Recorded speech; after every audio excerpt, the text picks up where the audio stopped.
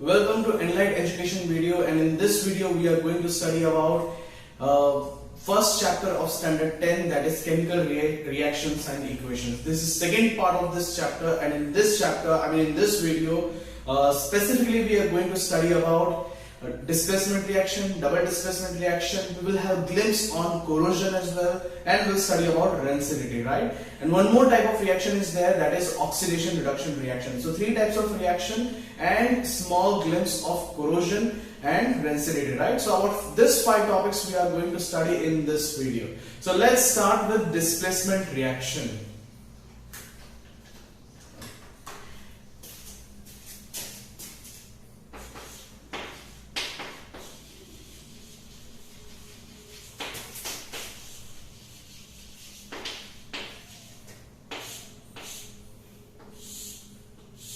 Displacement reactions means it is a type of chemical reactions in which certain group of atoms is displaced from one compound to another compound, right? एक compound है, एक group of molecule है, या फिर एक atom group of atom है, या फिर एक एटम है जो दूसरे एटम्स के साथ, दूसरे एटम से निकल के कोई अलग एटम के साथ जुड़ गया. That kind of reaction is called displacement reaction. जैसे कि मैं हूं और मेरा भाई है, तो मेरे पास 5 स्टार थी, लेकिन अभी मेरे भाई ने ले लिया 5 स्टार. ठीक है, मेरे से ले लिया, तो यहाँ से 5 स्टार डिस्प्लेस होकर वहां पर चला गया, राइट? तो that kind of reaction is displacement reaction. बहुत गंदे लोग होते हैं डिस्प्लेसमेंट रिएक्शन कराने वाले, लेकिन मतलब बहुत गंदे केमिकल होते हैं जो डिस्प्लेसमेंट रिएक्शन कराते हैं. ठीक है, तो here we are going to study about that reactions, and in this reactions actually यहाँ पर मेटल सीरीज का मेटल सीरीज होती है, एक मेटल की रिएक्टिविटी सीरीज होती है, राइट? यहाँ पर उसका जानना भी बहुत इंपॉर्टेंट है. But don't worry, we are going to study about very few reactions in this displacement reaction. तो यहाँ पर इतनी रिएक्टिविटी सीरीज की जरूरत नहीं है, but we are going to study reactivity series in third chapter, right? तो चलो अभी ये डिस्प्लेसमेंट रिएक्शंस देख लेते हैं. डिस्प्लेसमेंट रिएक्शन में तीन ही इक्वेशंस, 3 रिएक्शंस हैं जो हम लर्न करेंगे. Understood? First one is reaction of copper sulphate with iron. ठीक है, हम लोग ने, अगर आपने नहीं देखा हो तो देख लेना, नहीं तो अगर आपने शायद देखा हो केमिस्ट्री लैब में तो अच्छा है, आपने कॉपर सल्फेट सॉल्यूशन देखा होगा. कॉपर सल्फेट के क्रिस्टल्स तो देखेंगे स्काई ब्लू कलर के होते हैं, जब पानी में मिक्स करते हैं तो वो स्काई ब्लू कलर का सॉल्यूशन बनता है, right? It is sky blue colour solution. तो ये केमिकल का नाम क्या है? Copper sulphate. It is called CuSO4. ठीक है, कॉपर सल्फेट सॉल्यूशन है तो कौन से फॉर्म में है? एक्वस फॉर्म में है. ठीक है, अगर ये सॉल्यूशन में हम लोग एक आयरन नेल डालते हैं, क्या डालेंगे इसमें? यहाँ पर आयरन नेल. ठीक है, अब आयरन नेल है तो उसमें आयरन एलिमेंट भी होगा, वो प्योर एलिमेंटल फॉर्म में ही होता है. ठीक है, आयरन नेल और सॉलिड फॉर्म में होता है. ठीक है, तो जब उसमें हम लोग आयरन नेल डालते हैं तो यहाँ पर रिएक्शन क्या होगा देखना जरा.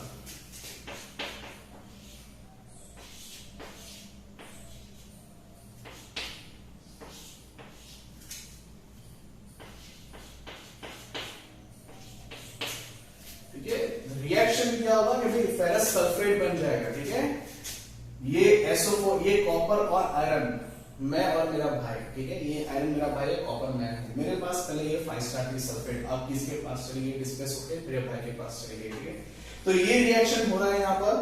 ठीक है, copper sulphate when react with iron nail को जब हम लोग कॉपर सल्फेट सॉल्यूशन में डालेंगे, स्काई ब्लू कलर का सॉल्यूशन है. ठीक है, तो वहां पर क्या होगा? धीरे धीरे स्काई ब्लू कलर डिसअपियर होगा और धीरे धीरे ग्रीन कलर आएगा. हम लोग ने लास्ट वीडियो में देखा था कि फेरस सल्फेट जब हाइड्रस होता है तब वो ग्रीन कलर के क्रिस्टल्स फॉर्म होते हैं. यहाँ पर तो सॉल्यूशन है, वाटर के अंदर ही है. ठीक है, फेरस सल्फेट, तो it will form green colour solution. और कॉपर है, कॉपर कहाँ हमें मिलेगा? जो आयरन नेल है ना, आयरन पूरा रिएक्ट नहीं कर जाएगा, लेकिन जो सरफेस होता है ना आयरन नेल का, वहां पर रिएक्शन होगा. अब वहां पर ही क्यों रिएक्शन होगा? क्योंकि जब आयरन नेल में से आयरन कॉपर सल्फेट के साथ रिएक्ट करता है और आयरन सल्फेट बनता है, उसी टाइम पे कॉपर भी बनेगा, तो वो कॉपर आयरन नेल के ऊपर लग जाता है. तो on the surface of iron nail there will be a layer of copper. तो जैसे आप आयरन नेल बाहर निकालते हो तो आप देखोगे कि उस पे एक पूरा रेडिश ब्राउन कलर, जो कॉपर का रेडिश कलर होता है ना, वो कलर का पूरा एक कॉपर का एक लेयर बन जाता है. ठीक है, Maybe this reaction only was used to add layer on this vessel. Okay. तो आप लोगों ने देखा कि कैसे वेसल में भी, कुकिंग वेसल्स में भी ये रिएक्शन यूज हो रहा है, ठीक है। This is because of displacement reaction, understood. चलो और एक रिएक्शन देख लेते हैं इसी टाइप का, ठीक है।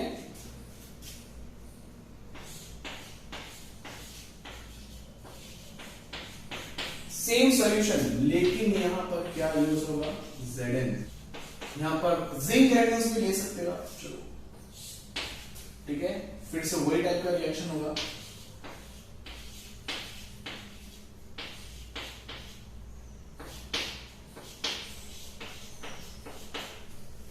अंडरस्टूड। तो इसमें भी वही टाइप का रिएक्शन होगा, ब्लू विट्रियोल, इसको इसके सॉल्यूशन को ब्लू विट्रियोल भी बोलते हैं, ठीक है। कॉपर सल्फेट सॉल्यूशन है, स्काई ब्लू कलर का सॉल्यूशन है, जिंक डालते हैं, कलर डिसअपियर हो जाएगा, जिंक सल्फेट फॉर्म होगा और कॉपर फॉर्म होगा, कॉपर मेटल फॉर्म होगा, अंडरस्टूड।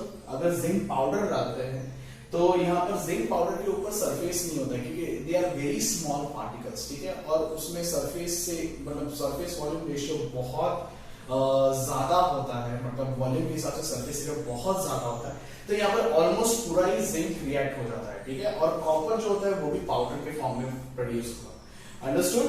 तो it is depending on surface area volume ratio. Surface area अगर बहुत ज्यादा है वॉल्यूम के हिसाब से, जितने छोटे पार्टिकल्स होंगे, सपोज जिंक ग्रैन्यूल्स भी ले रहे हैं, तो जिंक ग्रैन्यूल्स अगर बहुत पतले होंगे, they are very thinner, then again copper तो पूरा जिंक रिएक्ट हो जाएगा, ठीक है।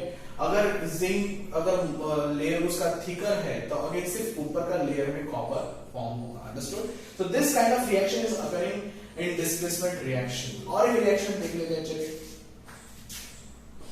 सब में हम लोग देखो कॉपर ही बना रहे हैं,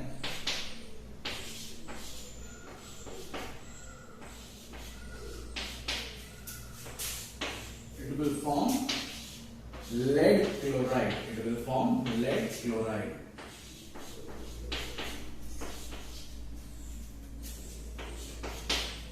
understood। so this is about displacement reaction। तो ये इतना ही है डिस्प्लेसमेंट रिएक्शन में, ठीक है। 3 रिएक्शंस है, आपको लर्न करने हैं। दो केमिकल रिएक्शन कॉपर सल्फेट है, ये इसलिए हो रहा है क्योंकि iron is more reactive than copper. Iron copper से ज्यादा रिएक्टिव है, जिंक भी कॉपर से ज्यादा रिएक्टिव है, that's why iron is taking a sulfate out from the copper and zinc as well, understood। iron and zinc both metals are more reactive than copper, even lead, pb मतलब lead का actually Latin name होता है plumbum, ठीक है। उसके हिसाब से pb नाम इस सिंबल है इसका। तो plumbum is reacting with copper chloride and as it is more reactive than copper, so chloride will be taken out by lead, understood। तो यहाँ पर भी इस रिएक्शन हो रहा है, तीनों रिएक्शन में कॉपर प्रोड्यूस हो रहा है in solid form, in the solid form, right. So this is about displacement reaction. अब दूसरा रिएक्शन देख लेते हैं, डबल डिस्प्लेसमेंट रिएक्शन।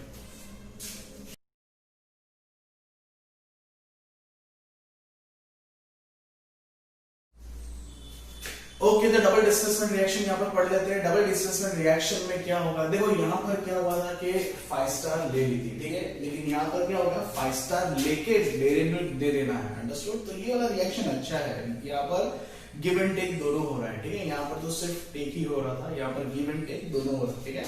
तो यहाँ पर कौन से दो केमिकल्स हम यहाँ पर कौन सा इक्वेशन हम लोग पढ़ेंगे, that is Na2SO4, right? Na2SO4, sodium sulfate, will react with barium chloride, ठीक है। Sodium sulphate will react with barium chloride,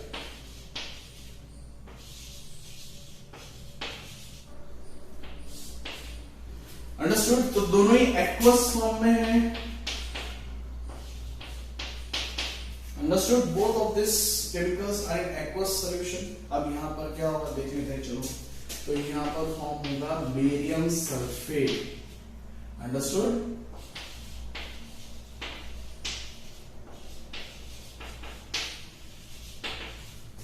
और प्लस NaCl, सोडियम क्लोराइड, ठीक है। अब ये एक्वस फॉर्म में है, ये एक्वस फॉर्म में। हम लोग को मालूम है sodium chloride is also soluble in water, right. तो ये भी एक्वस फॉर्म में, लेकिन यहाँ पर जो बेरियम सल्फेट है वो प्रेसिपिटेट हो जाता है। प्रेसिपिटेट का मतलब क्या है, हम लोग ने दो सॉल्यूशन मिक्स किए, ठीक है। दोनों सॉल्यूशन क्लियर सॉल्यूशन थे, दोनों सॉल्यूशन में कोई भी पार्टिकल्स नहीं थे, क्लियर कलरलेस ट्रांसपेरेंट फ्लूइड थे, ठीक है, सॉल्यूशन थे।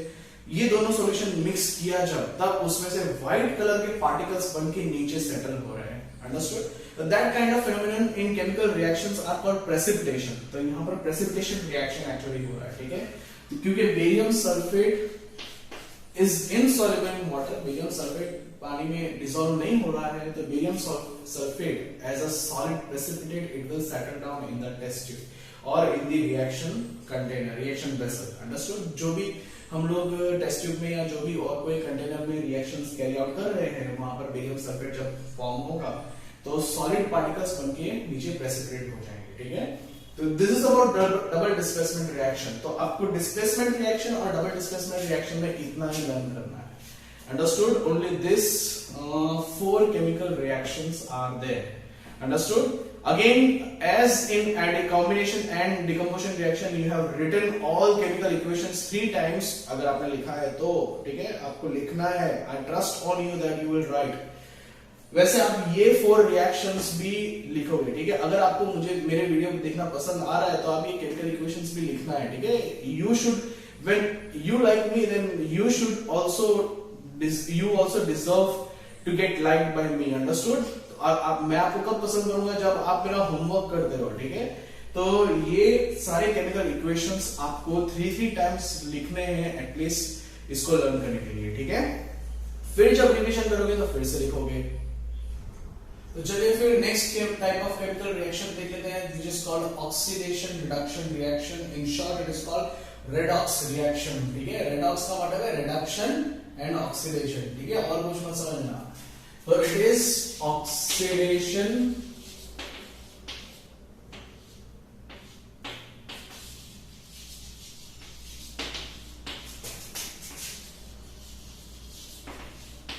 रिडक्शन रिएक्शन, ठीक है। चलो पहला वाला ऑक्सीडेशन रिडक्शन रिएक्शन देख लेते हैं। तो जैसे अगर कभी कॉपर ऐसे बाहर पड़ा हुआ हो तो कॉपर का ऊपर का सरफेस जो होता है वो ब्लैक कलर का हो जाता है, ठीक है। व्हाई? क्योंकि कॉपर में थोड़ा सा हीट मिल जाता है और बहुत थोड़ा सा हीट चाहिए यहाँ पर, वो हीट मिल जाता है कॉपर को बहुत इजीली, और ऑक्सीजन एटमॉस्फेयर में से मिल जाता है, जिसके साथ रिएक्ट करके कॉपर जो होता है वो कॉपर ऑक्साइड बन जाता है, ठीक है। It is forming copper oxide.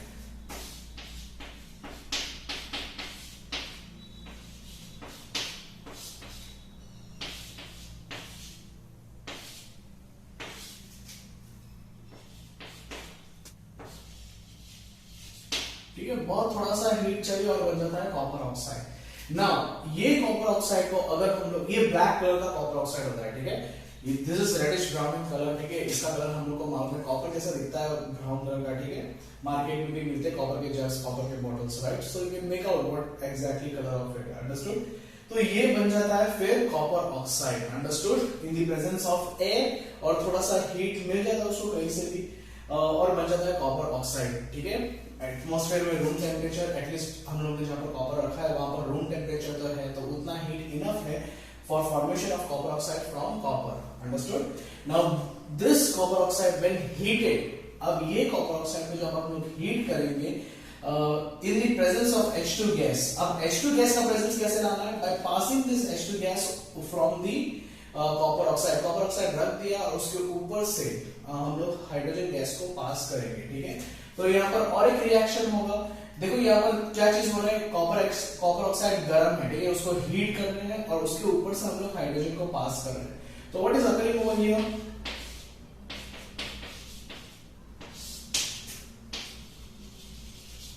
We are heating this mixture. This is in solid form, this is in gaseous form.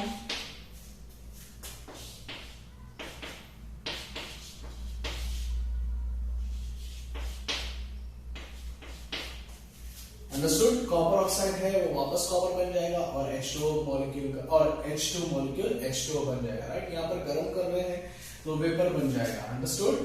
And तो यहाँ पर देखो रेडॉक्स रिएक्शन, इसको हम लोग रेडॉक्स रिएक्शन नहीं देख रहे हैं, ये यहाँ पर ये रेडॉक्स रिएक्शन है, ठीक है। This is oxidation reduction reaction.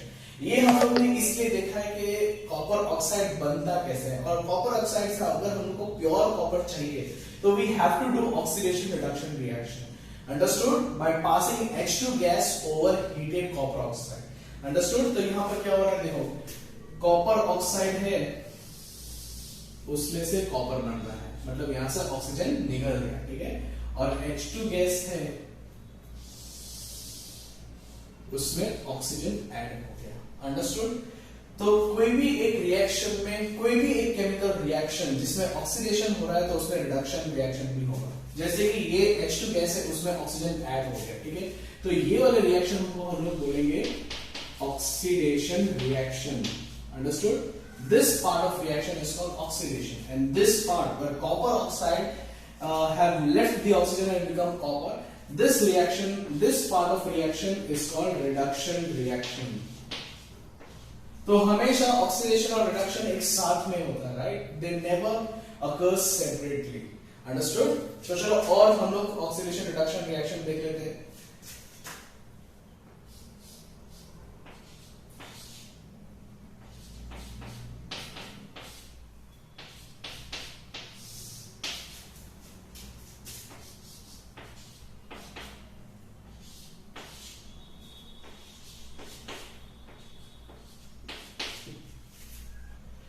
देखिए यहां पर भी क्या हो रहा है, यहां पर ऑक्सीजन जो है, when zinc oxide is reacting with carbon, when zinc oxide is reacting with carbon, ठीक है, तो यहां पर क्या हो रहा है, oxygen is added to the carbon and zinc oxide में से ऑक्सीजन निकल के वो जिंक हो जाएगा, ठीक है। तो यहां पर भी देखो, यहां पर ऑक्सीडेशन रिएक्शन हो रहा है, this reaction is called oxidation reaction, है ना। और ये देखो, ये वाले रिएक्शन को हम लोग क्या बोलेंगे, रिडक्शन रिएक्शन, ठीक है। और एक एग्जांपल देख लेते हैं, चलिए।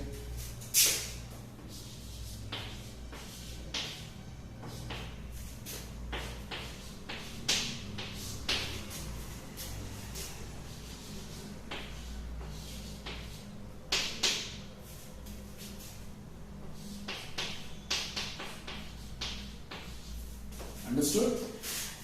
Manganese chloride, dichlorine atom, dichlorine molecule, not atom, and a hydrogen molecule, ठीक है।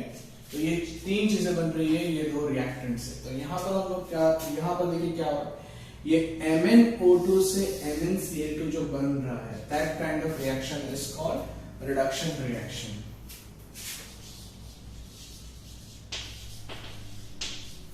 ठीक है। और जो HCl से Cl2 बन रहा है, ठीक है।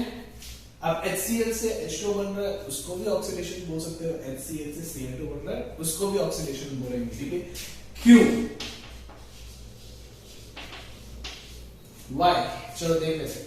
तो इसका रीजन ये है, चलो यहां पर आ जाते हैं। तो उसका रीजन ये है कि ऑक्सीडेशन रिएक्शन वो टाइप के रिएक्शन को बोलते हैं जिसमें ऑक्सीजन ऐड हो या हाइड्रोजन रिमूव हो रहा है। Any reaction, a part of chemical reaction in which oxygen is added or hydrogen is removed is called oxidation reaction. Is called oxidation reaction. तो reduction reaction किसको बोलेंगे, जिसमें हाइड्रोजन ऐड हो रहा है या फिर ऑक्सीजन रिमूव हो रहा है, अंडरस्टूड। हाइड्रोजन ऐड हो रहा है या फिर हाइड्रोजन ऐड हो रहा है या फिर ऑक्सीजन रिमूव हो रहा है, उसको रिडक्शन रिएक्शन बोलेंगे। तो ऑक्सीडेशन रिएक्शन और रिडक्शन रिएक्शन एकदम उल्टा है। ऑक्सीडेशन रिएक्शन में ऑक्सीजन ऐड होगा या फिर हाइड्रोजन रिमूव होगा, दोनों में से कोई भी एक है तो ऑक्सीडेशन रिएक्शन बोलेंगे, ठीक है। वैसे रिडक्शन रिएक्शन के लिए भी अगर हाइड्रोजन ऐड हो रहा है या फिर ऑक्सीजन रिमूव हो रहा है तो उसको बोलेंगे रिडक्शन रिएक्शन। और ये दोनों ही रिएक्शन एक साथ में होते हैं, ठीक है। किसी का अगर ऑक्सीडेशन हो रहा है, कोई एक रिएक्टेंट का ऑक्सीडेशन हो रहा है तो दूसरे रिएक्टेंट का उसके साथ साथ रिडक्शन होगा। तो एक का ऑक्सीडेशन होगा तो हमेशा दूसरे का रिडक्शन होगा, अंडरस्टूड। तो they always occurs together, that's why this kind of reaction is called redox reaction, इसीलिए इसको रेडॉक्स रिएक्शन भी बोलते हैं, ठीक है। तो चलो this is about oxidation reduction reaction. अब हम लोग ने सारे टाइप के केमिकल रिएक्शंस और केमिकल इक्वेशंस कर लिए हैं, ठीक है। अब दो चीज और पढ़ लेते हैं, one is corrosion and next is rancidity. अब क्या है कोरोजन, ठीक है, कोरोजन के बारे में डिस्कस कर लेते हैं। चलो कोरोजन मतलब रस्टिंग ऑफ आयरन तो हम लोग को मालूम है, it is very very notorious, right. It is हम लोग का बहुत सारे पैसे उसमें खर्च हो जाते हैं, ठीक है, ये रस्टिंग को बचाने के लिए और रस्टिंग से जो नुकसान होता है उसमें, right. It is a kind of corrosion. Rusting सिर्फ एक कोरोजन का टाइप है। और कभी कभी क्या होता है कि कॉपर का मेटल जो होता है उसके ऊपर भी व्हाइट ग्रीन कलर का लेयरिंग बन जाता है, right. That is also corrosion. तो कॉपर में कोरोजन होता है, जिंक में भी कोरोजन होता है, एल्यूमिनियम में भी कोरोजन होता है, आयरन में तो होता है। Rusting of iron is nothing but corrosion, ठीक है। तो मेटल जो होते हैं वो अपने आजू बाजू में, अपने सराउंडिंग्स में मॉइस्चर होता है, ऑक्सीजन होता है, उसके साथ रिएक्ट करके सॉल्ट्स बना देते हैं, and that is nothing but corrosion, understood, which is very very difficult to prevent, right. Copper का हम लोग देखते थे, आप लोगों को शायद मालूम नहीं होगा कि स्टैच्यू ऑफ लिबर्टी का कलर एक्चुअली जब बना था तब उसका कलर कुछ और था, right. It is copper red in colour. Copper का जो कलर है ना वही एग्जैक्टली था, because statue of liberty is made up of copper, understood. लेकिन उसका कलर अभी कौन सा दिख रहा है, तो व्हाइटिश ग्रीन कलर का कुछ दिख रहा है ना, एकदम लाइट ग्रीन का शेड दिख रहा है, ब्लूइश ग्रीन, राइट। ये बोर्ड का जो कलर है ना उसका एकदम लाइट शेड जैसा दिख रहा है, राइट। और व्हाइट कलर मिक्स हो ऐसा दिख रहा है। ऐसा क्यों दिख रहा है, बिकॉज इट इज वहां जो कॉपर का जो ऊपर का लेयर है वो पूरा कोरोडेड हो चुका है। तो वो कोरोडेड लेयर निकाला क्यों नहीं है, क्योंकि अगर वो कोरोडेड लेयर निकाल देंगे तो नीचे अंदर का भी लेयर कोरोडेड हो जाएगा, ठीक है। तो अगर हम लोग ऊपर का लेयर वैसे का वैसा रखते हैं तो moisture can not can not penetrate this corroded layer and corrode next layer of copper, understood. ये कॉपर की केस में होता है, जिंक के केस में ये बहुत अच्छी तरीके से होता है, एल्यूमिनियम के केस में भी बहुत अच्छी तरीके से होता है। जिंक में ऊपर का लेयर एक बार कोरोजन हो जाता है तो वो एक प्रोटेक्टिव लेयर बन जाता है, जिसकी वजह से मॉइस्चर ये कोरोडेड लेयर को पेनिट्रेट करके अंदर नहीं जा पाता, ठीक है। तो ऊपर का लेयर कोरोडेड हो गया मॉइस्चर की वजह से, लेकिन कोरोडेड लेयर अब ऐसा बन गया है कि वो अंदर में नहीं जाएगा। इसीलिए जब हम लोग कोई भी स्टेनलेस स्टील या कोई भी स्टील को गैल्वेनाइज करते हैं तो उसमें जिंक का लेयर लगता है। अगर जिंक का ऊपर का लेयर एकदम टॉप मोस्ट लेयर कोरोडेड भी हो गया तो भी जिंक के अंदर के लेयर प्रोटेक्टेड है, understood, from the corroded layer of zinc itself, understood. यही चीज एल्यूमिनियम में भी होता है, लेकिन जब ये कोरोडेड लेयर लगता है तो इसको स्क्रैच करके कभी निकालना नहीं चाहिए, right, because that is the layer, यही कोरोडेड लेयर है जो अंदर के लेयर को प्रोटेक्ट करता है। आयरन के केस में कुछ उल्टा है। आयरन के केस में जब कोरोजन होता है, रस्टिंग जब होता है तो उसका वॉल्यूम इंक्रीज होता है, और वॉल्यूम इंक्रीज होने की वजह से जो ऊपर का जो लेयर है वो सेपरेट हो जाता है, अंदर के लेयर से सेपरेट हो जाता है क्योंकि वो बड़ा हो जाता है, राइट। तो क्या होता है कि next layer is also getting ready, next layer भी फिर रेडी हो जाता है कोरोड होने के लिए, ठीक है। तो आयरन के केस में ये चीज नहीं होता है। सो आयरन के केस में हम लोग को कोरोजन से प्रोटेक्ट करना बहुत जरूरी हो जाता है। सो this is about corrosion and next is rancidity. अब रेंसिडिटी क्या है, तो कभी हम लोग घर में कुछ सपोज फ्राइड किया हुआ नाश्ता बनाया है, डब्बे में रखा है, फिर सपोज 2-3 महीने के लिए उसको भूल गए खाना, और फिर थोड़े अब 2-3 महीने के बाद जब निकालते हैं तो उसमें से एक खराब टेस्ट आता है, राइट। ऑयल का एक खराब सा टेस्ट आता है जिसकी वजह से हम लोग नहीं खा पाते। तो that is because of rancidity of oil in that food, right. जो एटमॉस्फेयर में ऑक्सीजन होता है वो ऑयल के साथ बहुत ही स्लो प्रोसेस में रिएक्ट करता है और ऑयल का केमिकल नेचर चेंज करता है, जिसको हम लोग रेंसिडिटी बोलते हैं, right. Because of this oxidation of fats present in our food taste get worse, understood, taste of that food get worse. इसीलिए हम लोग जो चिप्स के पैकेट खाते हैं वो सारे एयरटाइट पैक्ड होते हैं, और किसी में नाइट्रोजन फिलिंग किया होता है तो थोड़ा बहुत भी अगर एयर के साथ ऑक्सीजन जा रहा है, एयर में ऑक्सीजन तो है ही, तो थोड़ा बहुत भी ऑक्सीजन अगर जा रहा है तो वो भी ना जाए, तो एकदम खाना जो ऑयल हो उसका थोड़ा भी ऑक्सीडेशन ना हो तो एकदम फ्रेश लगता है, understood. So this is about rancidity. So here we have completed chapter 1. All the best for your exams everybody. बहुत अच्छे से आप पढ़िएगा ये चैप्टर को। इजी चैप्टर है but it is very very important. जितना इजी चैप्टर है उतना ही इंपॉर्टेंट चैप्टर भी है, right? So you will learn all how to balance the equation. You will learn how how chemical reactions have classified into 5 different type of reactions, right? So for now, goodbye everybody.